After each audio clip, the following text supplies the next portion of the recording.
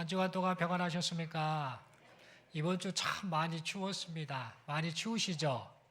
예, 추우면 추운 대로 좋은 게 뭐냐? 잠이 안 옵니다. 예, 추워가지고 잠을 못 잡니다.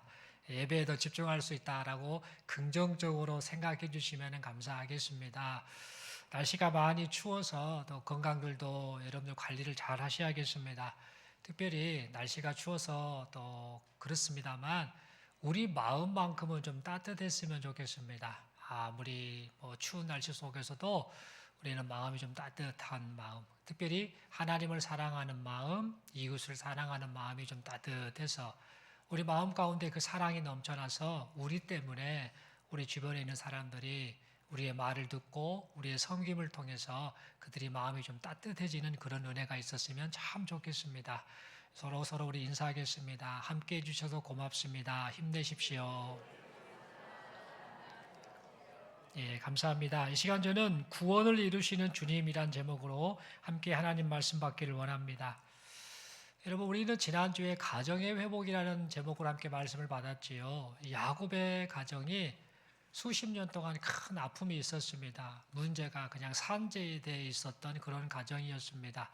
그런데 하나님께서 요셉이라는 이 사람, 이 아들의 귀한 자기 섬김 그리고 자기 희생을 통해서 이 귀한 섬김과 희생을 통해서 야곱의 가정이 회복되는 화목하게 하는 그런 은혜를 베풀어 주셨습니다. 이 요셉이는 애굽에 팔려가서 여러 가지 고생을 했습니다만 늘 하나님과 함께 동행을 했지요.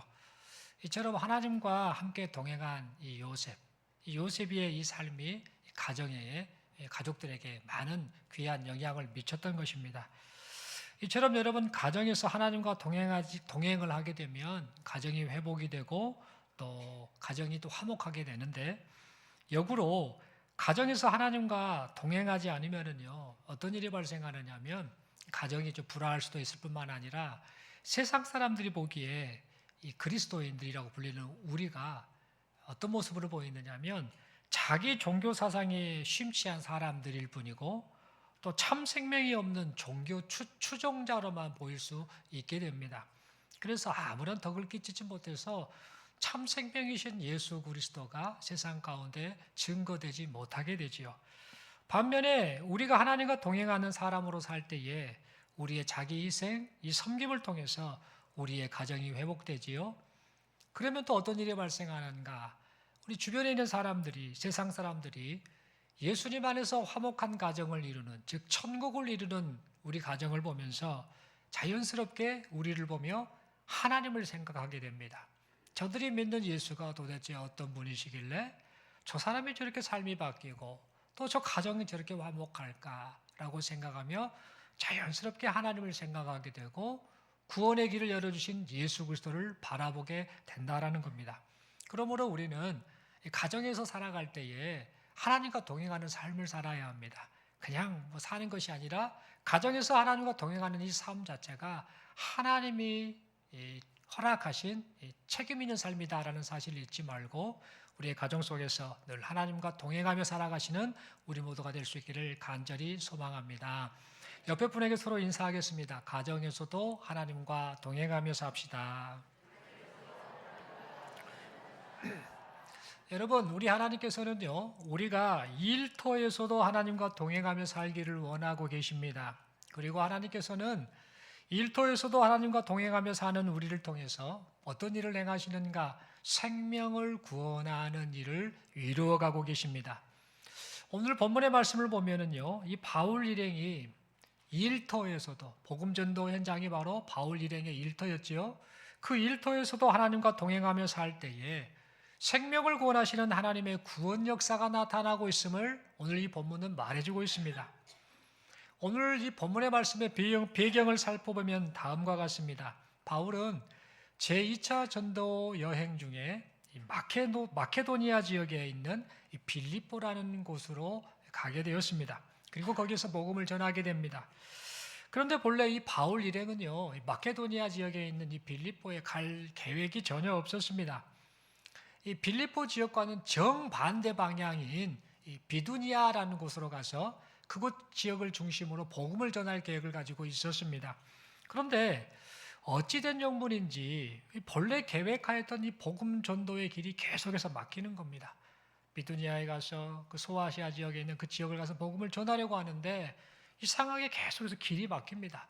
길이 막혔다라는 것은 이런저런 일이 생겨서 그곳에 가지 못하는 상황이 발생하고 만 것이지요. 그래서 이 바울 일행은 이런 고민을 했겠습니다.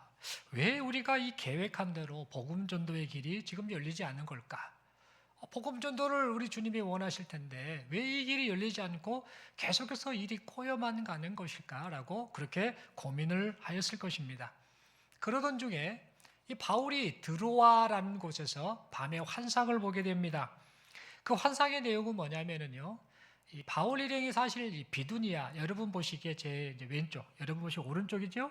이쪽 지역 가서 복음을 전하려고 하는데 지금 이 드로아, 이 제 중심 얼굴 부분에 있는 드로아에서 환상을 보는데 그 환상의 내용이 뭐냐면 정반대쪽인 오늘날 유럽입니다. 마케도니아 지역에 거기 사람 하나가 환상에 등장을 합니다. 손을 들어서 도와주세요, 도와주세요, 우리 좀 도와주세요라고 하는 그런 간청을 하는 환상이 바로 그 환상이었습니다. 그래서 이 바울 일행은 하나님께서 지금 우리에게 비두니아 지역이 아니라 소아시아 지역이 아니라 이 마케도니아 지역으로 가서 복음을 전하라라고 하신가 보다라고 그렇게 인정을 하고 배를 타고 어렵게 마케도니아 지역으로 향했습니다. 여기서 인정했다라는 말의 의미를 아시죠? 인정했다라는 것은 정확하게 이게 분명한 사실이다, 확실하다라기보다는 하나님이 뜻이 있으신가 봐, 계획이 있으신가 봐라고 그렇게 하나님의 인도하심을 믿고 반응했다라는 그런 의미입니다. 그리하여서 이제 바울 일행이 마케도니아 지역으로 향하게 되고 그 마케도니아 지역의 관문 역할을 했던 첫 번째 도시인 빌립보에 도착하게 됐습니다. 이 빌립보에 도착하자마자 바울은 무엇을 한 줄 아십니까? 기도를 합니다. 기도를 하기 위해서 기도할 곳을 찾아서 강가로 가게 됩니다. 그러니까 전혀 가보지도 못한 빌립보에 가서 거기에서도 이 바울 일행은 하나님과 동행을 하였던 것이죠. 그러다가 그 강가에 갔다가 자주장사 루디아라는 여인을 만나게 됩니다. 그리고 이 루디아에게 복음을 전하게 되지요. 그래서 이 루디아와 그녀의 가족들이 모두 다 예수님을 내 구주로 믿고 하나님의 자녀가 되었습니다.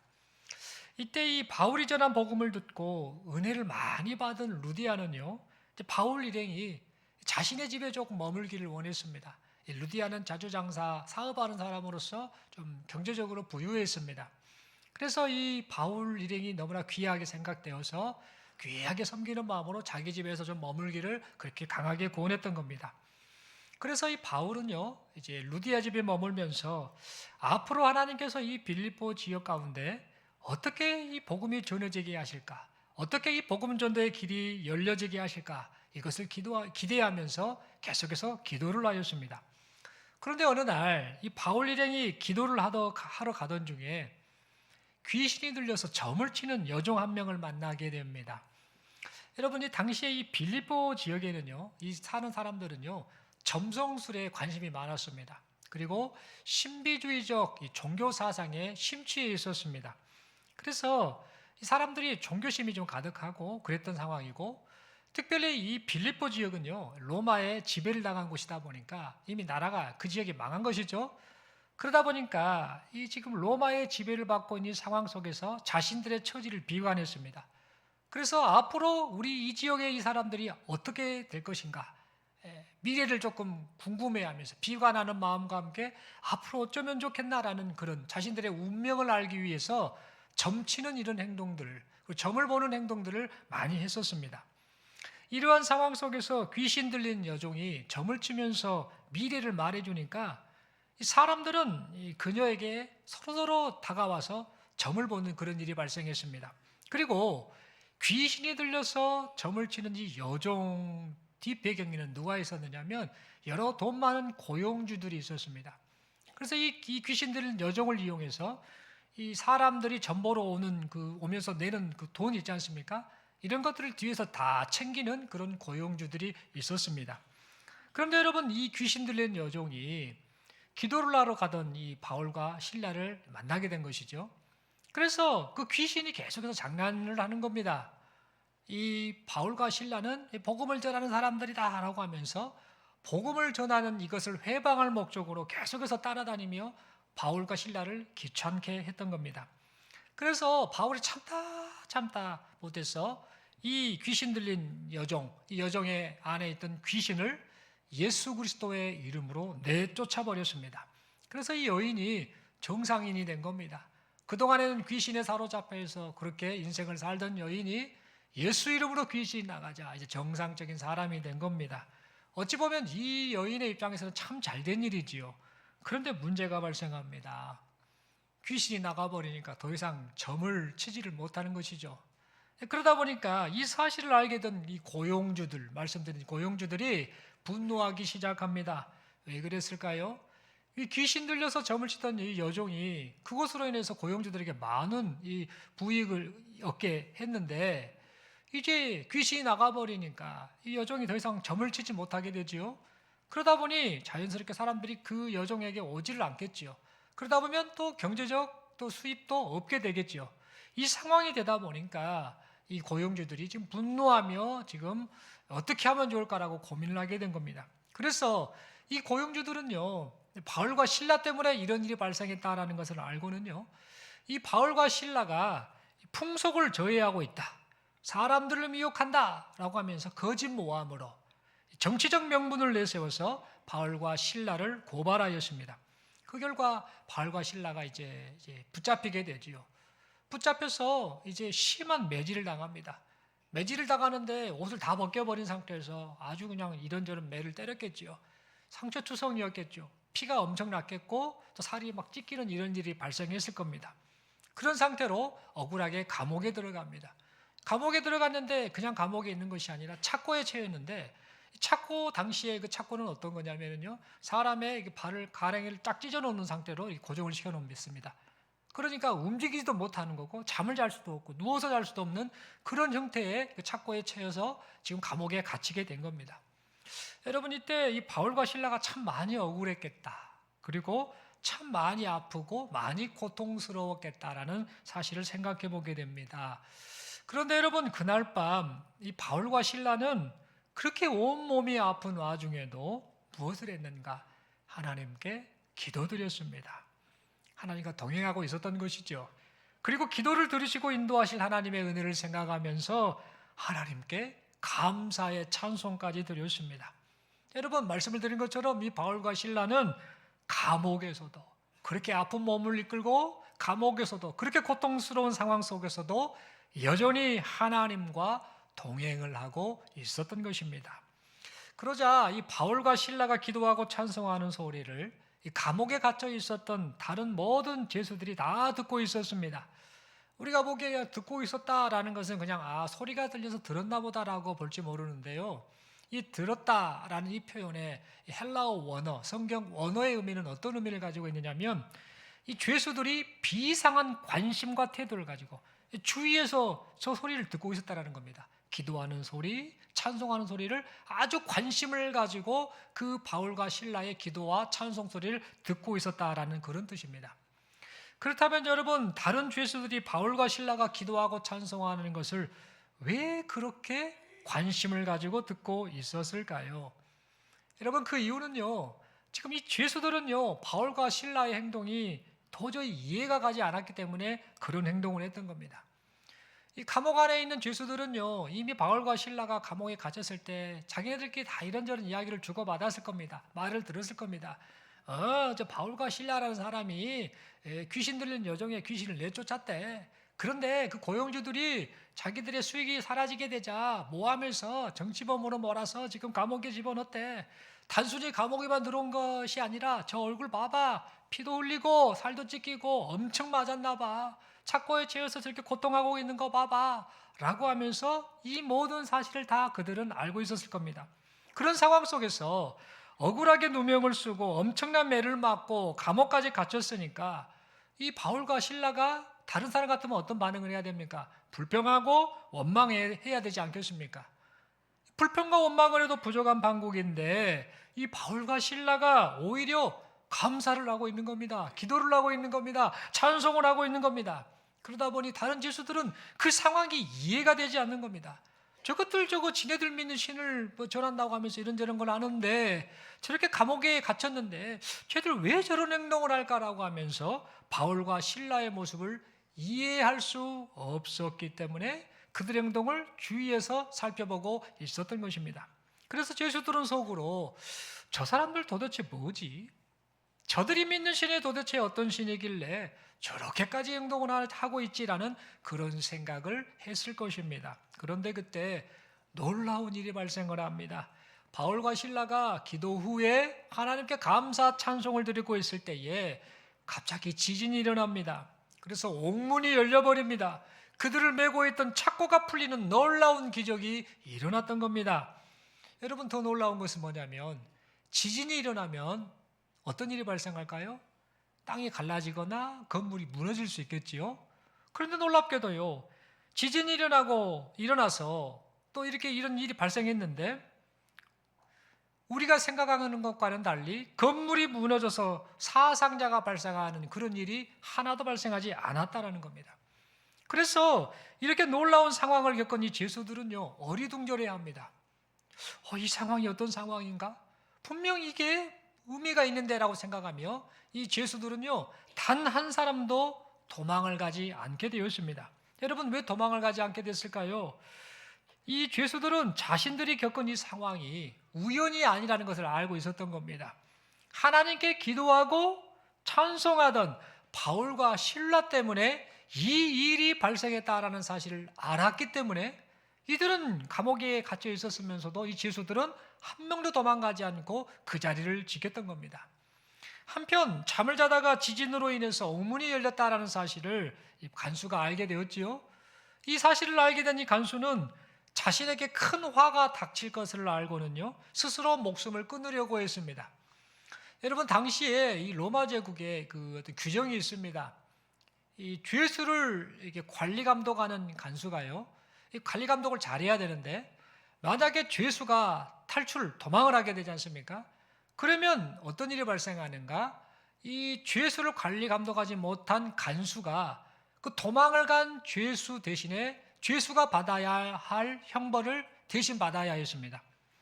그러니까 지금 이 옥문이 열려 있고 이런 상황이다 보니까 죄수가 다 도망갔겠다라고 간수는 생각을 했죠. 그러면 실제로 죄수가 다 도망을 가면 어떤 일이 발생할까요? 결국 이 간수가 그 죄수들 대신에 여러 가지 형벌을 받아야 했겠죠. 결국 이 죄수는 이제 내 인생 끝났구나. 옥문이 열려 있는 거 보니까 다 도망갔겠구나. 그러면 나는 이제 끝난 인생이구나라고 생각을 했던 겁니다. 그래서 이 간수는요, 자신이 받을 형벌을 생각을 하고는 그냥 스스로 목숨을 끊으려고 했던 겁니다.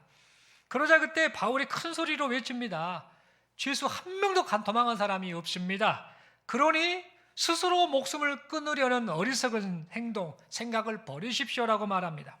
그러자 바울의 말을 듣고 간수가 감옥 안에 이 죄수들이 있는 것을 다 확인을 하지요. 그리고는요, 바울과 실라를 향해서 무서워 떨며 엎드렸습니다. 여러분, 이 간수가 바울과 실라를 향해 무서워 엎드렸던 이유가 뭘까요? 그것은 바로 다른 죄수들이 이미 지금 지진이 일어나고 옥문이 열리고 착고가 풀린 이 모든 것이 우연이 아니라 바울과 실라의 기도와 찬송 때문이라는 것을 다른 죄수들이 알았던 것처럼 이 간수 역시 지금 이런 일이 발생한 것은 우연이 아니구나. 바울과 실라 저 사람 때문이구나라는 사실을 이 간수가 알았기 때문입니다. 속으로 이렇게 생각했겠지요. 이 양반들, 이 바울과 실라라는 이 양반들 보통 양반들이 아니구나. 이 양반들이 믿는 신이 보통 신이 아니구나라는 그런 생각을 했을 것입니다. 그래서 간수는 이 바울과 실라를 보자마자 이렇게 고백을 하지요. 선생들이요, 내가 어떻게 하여야 구원을 받으리까? 라고 그렇게 물었습니다. 여러분, 여기서 이 죄수를 향해서 선생들이요라고 말하고 있는데요, 이 선생들이요라는 이 성경 원어 헬라어에 보면은요, 퀴리오스라는 단어를 쓰는데 주님이라는 뜻을 가리키고 있습니다. 그러니까 지금 이 간수는요, 이 놀라운 기적이 나타난 것을 보면서요, 바울과 실라에 대한 시선이 확 달라진 겁니다. 특별한 사람으로 여겼던 겁니다.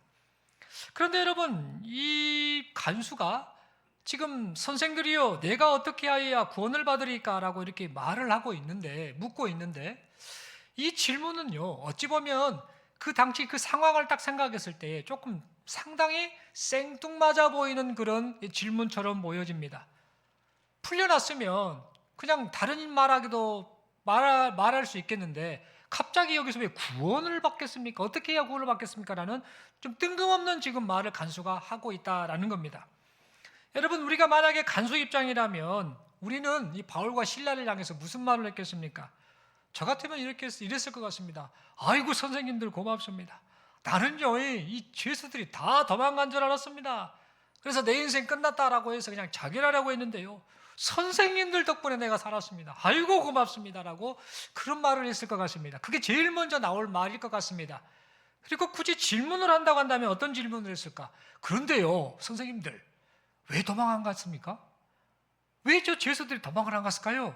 라는 이런 그 궁금한 마음을 가지고 그런 질문을 했을 것 같습니다.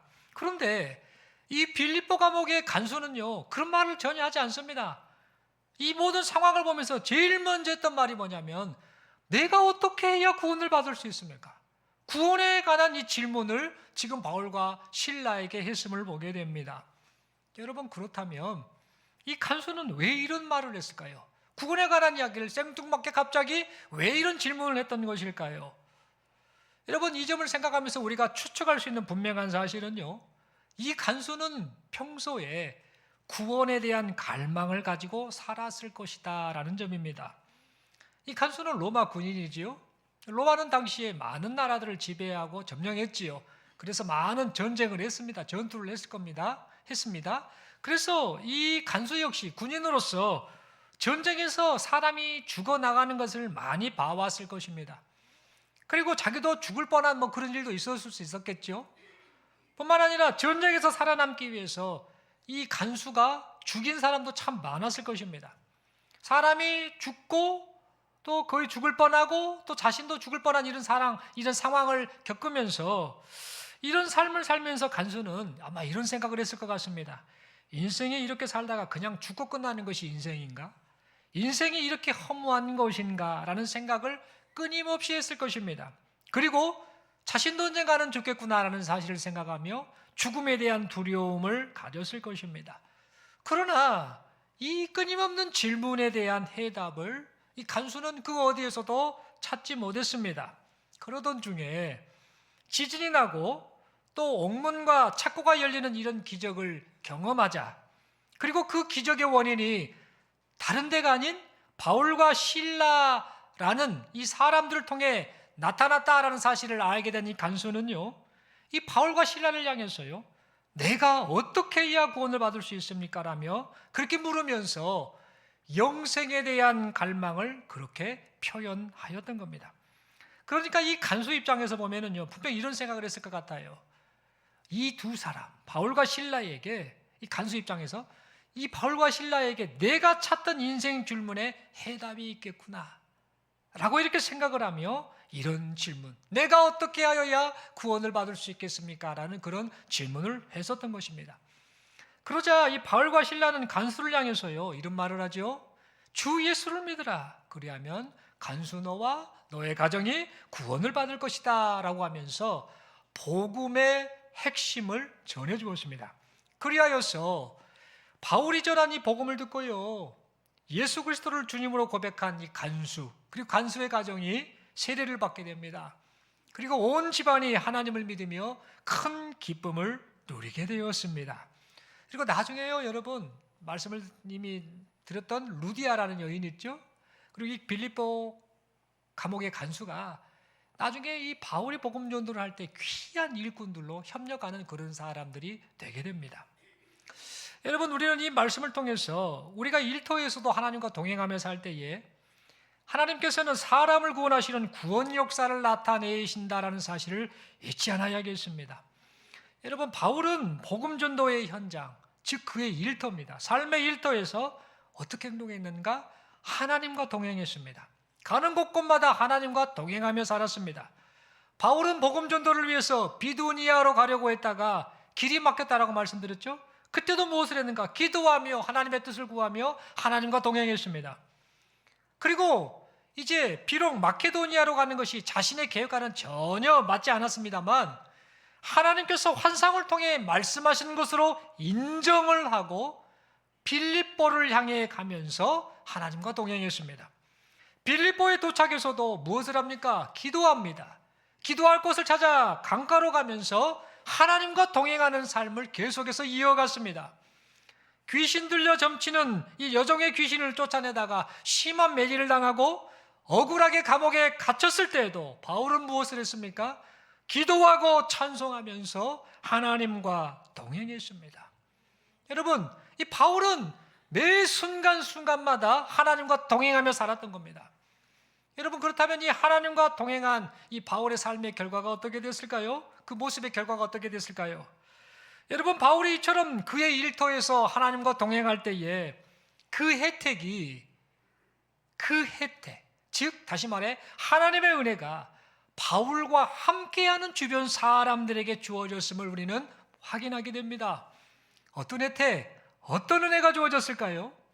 하나님께서는 하나님과 동행하며 빌립보로 향했던 이 바울을 통해서요, 빌립보 사람들이 천국 복음을 듣게 해주셨습니다. 그리고 하나님과 동행하며 기도할 곳을 찾아서 강가로 갔던 이 바울을 통해서 자주장사 루디아 그리고 그의 가정이 주 예수를 믿고 구원받게 해주셨습니다. 심한 매질을 당한 채 감옥에 갇혀 있었음에도 기도와 찬송을 하며 하나님과 동행했던 이 바울을 통해 빌립보 간수와 그의 가정이 구원의 주님을 만나는 은혜를 누리게 해주셨습니다. 또한 빌립보 감옥에 있었던 죄수들, 이 죄인들이 복음을 접할 수 있는 길을 열어주셨습니다. 여러분, 이처럼 성도가 일터에서 하나님과 동행하며 살 때에, 즉 우리가 하나님과 일터에서 하나님과 동행하며 살 때에 하나님께서는 우리를 통해서 사람을 구원하는 일을 나타내십니다. 여러분, 이 세상에서 살면서 가장 우리가 하는 일들 가운데 가장 소중한 일, 가치 있는 일은 사람을 구원하는 일인데, 우리가 일터에서 하나님과 동행하며 살 때에 하나님께서 우리를 통해서 이 일을 행하고 계시다라는 사실입니다.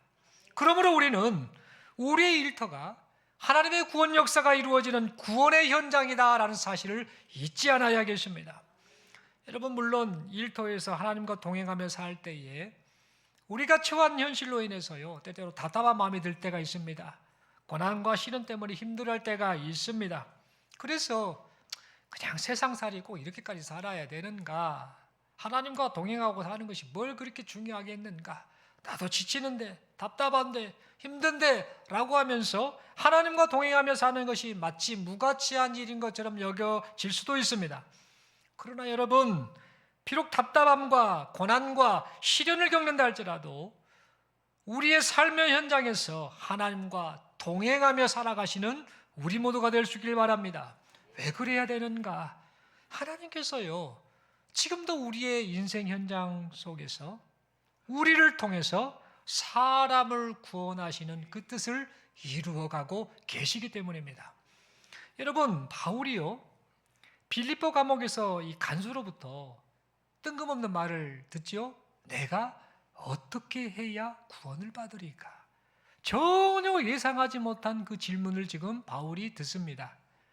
옥문이 열리고 또 착고가 풀리고 그런 상황 가운데 간수가 와가지고 벌벌 떨고 엎드리면서 묻는 말이 내가 어떻게 해야 구원을 받으리까? 라는 이런 뜬금없는 질문을 했는데, 여러분, 이 질문을 들었을 때에 바울이 무슨 생각을 했을까요? 전혀 생각지 못한, 이 사람한테 복음이 지어진 상황도 아니었지 않습니까? 그런데 이 간수가 이런 반응을 하며 질문을 했을 때 바울이 무슨 생각을 했을까요? 그리고 기도할 곳을 찾기 위해서 강가로 갔다가 하나님을 섬기는 섬기지만 아직 주 예수를 알지 못하는 여자 루디아라는 여인을 만났을 때에 이 바울이 무슨 생각을 했을까요? 그리고 이 루디아와 그의 가정이 예수 믿는 것을 보면서 이 바울이 무슨 생각을 했을까요? 여러분, 바울은 분명 이런 생각을 했을 것 같습니다. 이 간수를 구원하시려고, 빌립보 이 간수를 구원하시려고 하나님께서 나를 빌립보로 보내셨구나.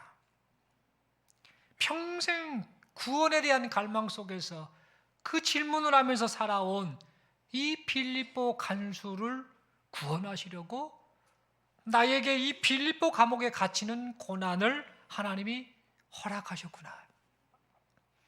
복음 전도를 위해서 비두니아로 그렇게 가려고 했는데, 그렇게 노력했는데 그 길이 열리지 않았던 이유, 그리고 하나님께서 두로아에서 마케도니아 사람이 도와달라라고 그렇게 손짓하는, 간청하는 그 환상을 보여주신 이유가 알고 보니까 루디아 저 여인과 가정, 그리고 빌립보 감옥의 그 간수와 그 가정, 그들을 구원하시기 위해서 하나님이 그러셨구나. 그리고 그들을 통해서 또 다른 빌립보 사람들이 구원받게 하기 위해서 하나님이 그렇게 하셨구나. 결국 나는 고생하는 것 같고 힘든 어려움, 시련, 고난을 당한 것 같았는데 결국에는 하나님과 동행하며 살아온 내 삶이 하나님의 구원을 이루는 귀한 도구로서의 삶이 되었구나. 이야, 우리 하나님 참 놀라우신 분이시구나. 이야, 우리 하나님의 일하심은 참 놀랍구나. 하나님, 이제 앞으로도 일평생 하나님과 동행하며 살겠습니다. 하나님의 인도하심을 믿고 하나님과 동행하며 살겠습니다라고 그렇게 생각을 하지 않았겠습니까? 사랑하는 성도 여러분, 우리도 인생을 살면서 이런 고백이 있었으면 좋겠습니다. 지금 당장은 우리 지금 처한 상황을 이해를 못하지요. 삶의 현장에서 살면서 이런저런 일을 겪고 고난도 당하고 아픔도 있고 답답해하고 왜 이렇게 내 인생이 꼬이고 힘이 들까라는 그런 생각이 들 때가 있습니다만, 그런 상황 속에서도 하나님이 계속해서 우리를 인도하고 계시다는 사실을 믿고 하나님과 동행하며 살아가는 우리 모두가 되었으면 좋겠습니다. 그러면서 하나님이 이러시려고 이렇게 하셨구나라는 그런 감탄의 고백이 나타나는 우리 모두의 인생이 될 수 있기를 간절히 소망합니다. 사랑하는 성도 여러분, 말씀의 결론을 맺습니다. 우리는요, 아니 계신 곳이 없는 무소부재하신 하나님, 이 하나님을 믿고 사는 사람들입니다. 내가 어느 곳에 있든지 하나님은 우리와 함께 하시죠. 그 하나님을 우리는 믿고 사는 존재들입니다. 또한 아무리 힘이 들고 어려운 문제, 그런 인생의 문제가 있다 할지라도 전혀 못하실 것이 일이 없는 전능하신 하나님을 믿고 사는 사람들, 그들이 바로 우리들입니다. 여러분, 그러므로 우리가 믿고 섬기는 하나님이 어떤 분이신지를 우리가 기억하고 마음에 새기고 믿음으로 고백하면서 우리의 삶의 현장 속에서, 우리의 일터 속에서 언제나 늘 하나님과 동행하며 살아가시는 우리 모두가 될 수 있기를 바랍니다. 때때로 우리가 세상 속에서 살면서 홀로 버려진 것 같은 외로움을 느낄 때가 있습니다. 그런 사람들 너무 많습니다. 다들 그렇다고 해도 틀린 말이 아닐 겁니다. 여러분, 그런다 할지라도 그 순간에도 우리 하나님은 우리와 함께 하신다라는 사실을 잊지 않기를 바랍니다. 세상이라는 일터에서 살아갈 때에 이런저런 고난이 올 수 있습니다. 시련이 올 수 있습니다. 아픔이 올 수 있습니다. 유혹이 올 수 있습니다. 인생 지금 상황이 너무나 답답한 상황일 수도 있습니다. 그러나 여러분, 우리는 잊지 말아야 합니다. 우리 자신이 하나님의 사람이라는 사실, 하나님이 함께 하신다는 사실, 이 사실을 잊지 않고 하나님과 늘 동행하며 살아가시는 우리 모두가 될 수 있기를 간절히 소망합니다. 여러분, 세상 사람들은요, 그리스도인인 우리를 계속해서 지켜보고 있습니다. 안 보는 것 같은데 다 지켜보고 있습니다. 삶의 터전에서 우리를 지켜보고 있습니다. 말씀드렸던 것처럼 바울과 실라가 감옥 안에서 뭐합니까? 하나님과 동행하면서 기도하고 찬송했지 않습니까?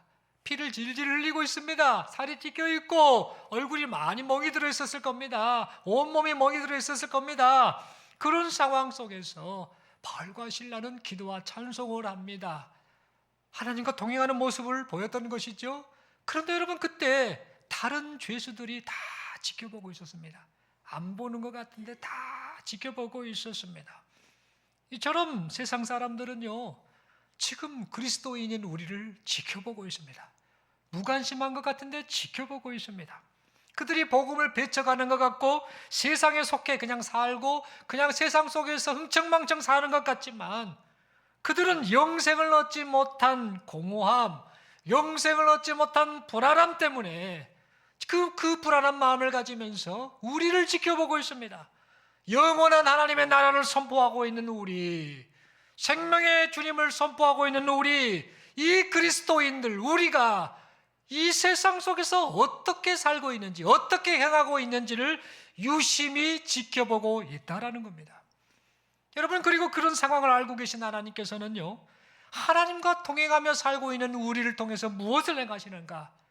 태초부터 구원하기로 작정하신 자들, 그들을 구원을 하고 계시다라는 겁니다. 여러분, 그러므로 우리가 일터에서 하나님과 동행하며 살 때에 우리 주변의 사람들이요, 하나님의 은혜로 구원을 입게 될 것이다 라는 사실을 믿고 기대하면서 우리가 어떻게 살아야 됩니까? 어떠한 상황 속에서도 하나님과 동행하며 살아가는 우리 모두가 될 수 있기를 간절히 소망합니다. 힘들면 힘들 때일수록 기도하시고, 기쁘면 기쁠 때일수록 하나님께 감사 고백하시고, 어떠한 상황 속에서도 유혹이 오면 유혹이 올 때일수록 말씀 붙잡고 말씀 따라 살겠습니다라고 그렇게 순종하며 살아갈 때에 우리의 모습을 통해, 이 귀한 이 삶의 모습을 통해 하나님께서 구원 역사를 나타내 주실 줄로 믿습니다. 여러분, 이렇게 하나님과 동행하며 살아갈 때에 나중에 우리가 어떤 고백을 하게 될까요? 지금은 모르지만 나중에 이렇게 하나님과 동행하는 삶을 계속해서 살아갈 때에 나중에 어떤 고백을 하게 될까요? 분명 바울과 같은 그런 고백을 하지 않을까, 그런 생각합니다. 나중에 세월이 흘러서요, 저도 그렇고 여러분들도 그렇고 이런 고백을 하지 않을까 생각합니다. 그때 하나님께서 알고 보니까 이것을 이루시려고, 이 뜻을 이루시려고, 그리고 하나님께서 이 사람을 구원하시려고 그때 내 인생을 그렇게 인도하셨구나. 하나님과 동행하는데 이 삶을 하나님이 그렇게 인도하셨구나. 그 이유가 그 뜻을 이루시려고, 이 사람을 구원하시려고 하나님이 그때 그러셨구나. 이야, 하나님 참 놀라우신 분이십니다 라는 그런 감탄과 감사의 고백을 하게 될 줄로 믿습니다. 여러분, 일평생 하시면서 이 말씀을 생각하면서 지금 이 순간에도 다시 한번 하나님과 동행하며 사시기를 결단하는 우리 모두가 될 수 있기를 바랍니다. 우리 서로에게 이렇게 인사하겠습니다. 일터에서 하나님과 동행하면 구원 역사가 일어납니다. 한 번 더 인사하겠습니다. 하나님과 동행하는 삶이 복음 전도의 삶입니다. 손을 들어서 서로에게 축복하며 인사하겠습니다. 옆에 분을 서로 바라보면서 일터에서도 하나님과 동행하며 삽시다. 아멘이십니까? 여러분, 인생 살이가 쉽지 않지요. 가정에서도 불화하면 너무 고통스러운데 일터까지 갔더니 이런저런 세상 일로 스트레스로 너무 힘이 들지요. 그게 우리 인생입니다. 그런데 똑같은 그런 인생을 살지만 예수 믿는 사람은 달라요.